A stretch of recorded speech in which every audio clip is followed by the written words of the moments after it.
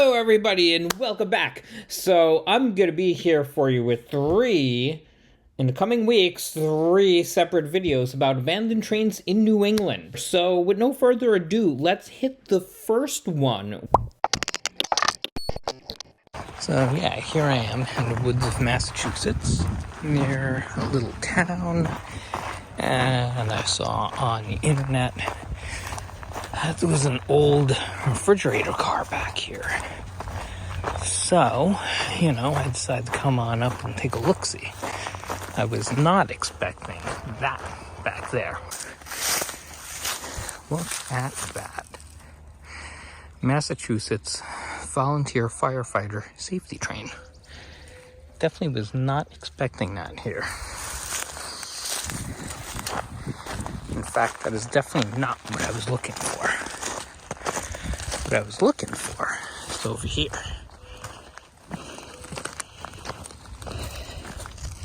So I'll tell you, it was a little bit of a challenging morning. Not a lot was going on. Wasn't finding everything that I wanted to look for. Or I wasn't able to get up to a lot of things I was looking for. But seeing this is cool. Even if the sunlight's entirely wrong, I could still get a few shots of this. And I've got good sunlight for this, which you do not see every day. So that's kind of awesome. BAR 8304 refrigerator car. I believe used for transporting potatoes back in the day. And here it is. Not transporting any potatoes, but hanging out in the woods. It is hella cool. Some of the data is kind of worn out on the side of the car. But there are cool little bits of text that I've photographed and I'm kind of enlarged for the video. Really cool. And up here, you've got the company's logo. Bangor in Aroostook, or however that's pronounced, serving northern Maine. I'm not in northern Maine, but I'll take it. Oh, look at that. There's an old brake pipe on the ground. I didn't expect to see that sitting there.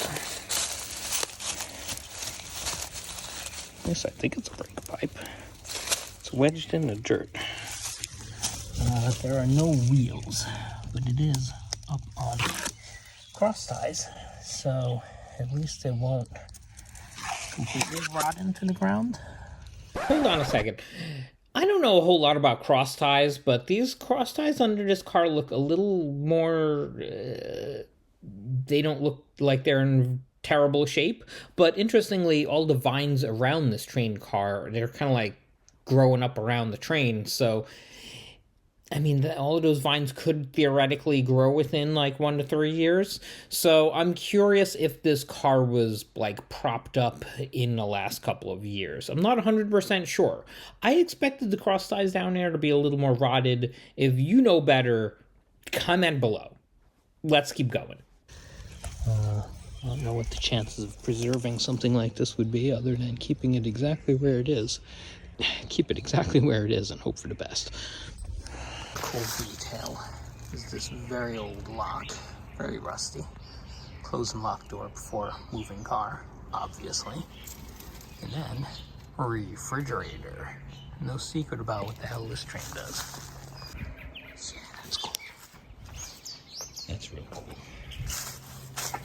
Let me see if I can get around the back side, but I have doubts. Okay, so change of plans. I don't see an easy way to get around that, so I'm gonna go down here and I'm gonna shoot this whole train and then come on back. So all these tank cars have slightly different build dates. That other one was 2011, this one's 1977. And here's a whole bunch of data around when it was due for inspections. That seems a little out of date. Not sure what's up with that. What's cool with this car, even without, you don't even gotta climb up on it to see it. You don't even need a drone to see it. You see the top of the car, it's got a whole bunch of different types of valves.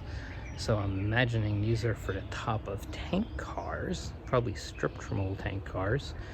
And yeah, probably for training purposes to show people how to open, close, etc., how to operate those hatches. Because as you can see up at the top of this tanker, you got a hatch very similar. So perhaps, and I'm not a big enough rail nerd to notice, but perhaps different freight car company manufacturers had different lids on their cars, or they changed style over the years, and here we've got an interesting way to train for it. Not sure what's in the cube, not sure what's in a boxcar. Again, consult the website for further details. Pick my way through the trees with our car. You can see a lot of these plants have been killed off or severely damaged by these invasive vines. So I really hate invasive vines, but here today they're doing me a favor. I've been working on the railroad. Da, da, da, da, da. I should not have left my machete in the car. Should not have left my gloves in the car. Who knew? I've been working on the railroad. Blah, blah, blah, blah, blah. Well, that's not what I was expecting to see. That's a pretty modern looking lock, all things considered. Wow. This side is significantly better sun, but a little underwhelming. These trees are right here, so there's no getting a good shot.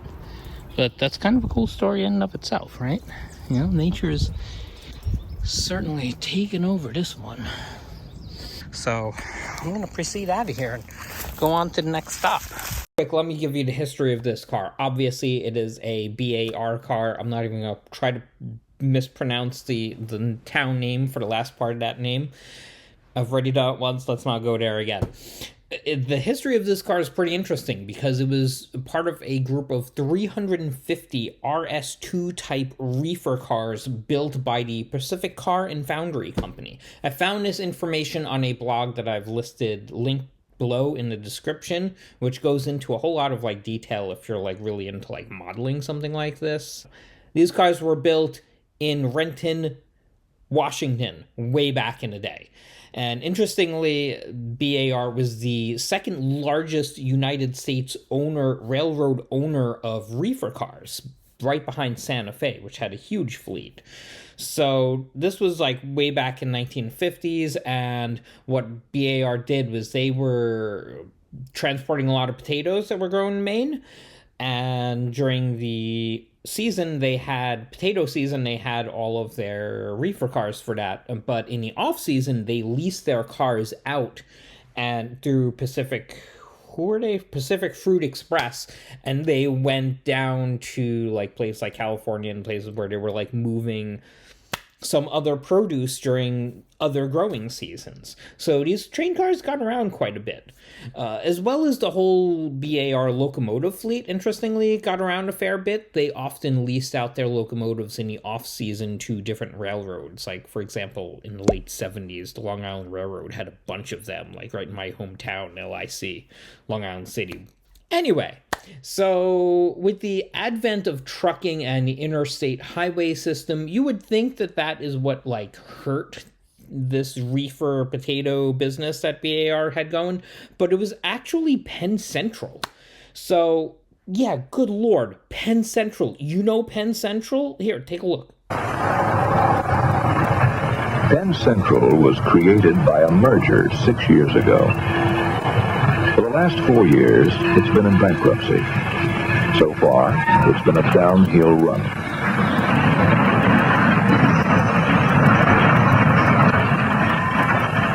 Yeah, that Penn Central. So during the winter of 1969 to 1970, a large portion of Maine's potato crop was spoiled by freezing because they were put in these heated reefer cars, and they were interchanged with Penn Central, and then Penn Central let the reefers run out of fuel, and the potatoes spoiled, and it crushed a ton of business. So, yeah, PC wasn't a good railroad on many ways. Their trains were falling off the tracks, their locomotives were falling apart, and they couldn't keep something as simple as keeping fuel in a reefer car during growing season. Yeah, they screwed that up. So, according to Wikipedia, a lot of the claims from the farmers against the railroad, like lawsuits and things like that, they didn't get paid out because PC, the following June, they declared bankruptcy. So that caused a huge amount of farms in Maine to either never ship potatoes by rail again, or just plain old go out of business, because this was an entire year's worth of crops. And it's gone. All of their money for a year, gone. Can you live for a year without income? So this ties nicely into this specific reefer car, because for a time, the short line where this train car is parked next to was owned by Penn Central. And of course, what happens to short branch lines owned by Penn Central? Vast majority of them, I shouldn't say vast majority, but a lot of them got abandoned. So this particular route was actually inactive for a very long time. And something else that PC was notorious for, Penn Central, they were notorious for losing track of cars. They lost a bunch of their own cars, other railroads claimed them. There was a lot of messy paperwork on PC side. So it's interesting that this car probably was on this line sometime during the PC years, maybe. My guess is that this car ended up here sometime in the 1980s, and PC just lost track. And then it eventually just became property of the short line because it was left there, and BAR, they had a whole bunch of other problems themselves. So they also probably lost track of this car, and there it is. That's my best guess of how this car got here. So that's all I've got for you with this bar car. It's definitely a little bit of a mystery, the exact provenance between the short line and PC and bar. It's interesting, though, that it has been reused. It has two locks on it. One of them looks slightly more modern than the other, but that doesn't mean a damn thing. They could be storing materials in there. That's my assumption, that the local railroad has some stuff tucked away in there, because otherwise there's no industries near this thing. There's nothing around it to indicate that it was ever loaded or unloaded there. And it's off the track, so it's not like on a proper siding. That brings us to the Massachusetts called volunteer fire service cars. They are all active. So even if they're not in motion, all the time, maybe they sit for a couple of weeks, days, months, they're all in use though, and they provide a really important service to volunteer firefighters all across New England and up and down the East Coast, really. So you might find these train cars tucked into a CSX manifest freight going somewhere around where someone has signed up to use these trains for training purposes. That said, I want to give a huge shout out to this webpage, where the blog page that I've linked below, where I found a bunch of the information on this particular reefer car. I'm going to assume it's all very valid. The detailed photos on there are great if you're ever modeling such a small machine. So that's all I've got for you today. Stay tuned for the next installment of New England Bando Boxcars, which will be dropping probably the next 2 or 3 weeks. I've already got everything recorded in terms of raw material, sat on it for, it's been almost a year now. You probably saw the first video, which is the FL9 locomotive that was recently saved. That was actually filmed during the same trip.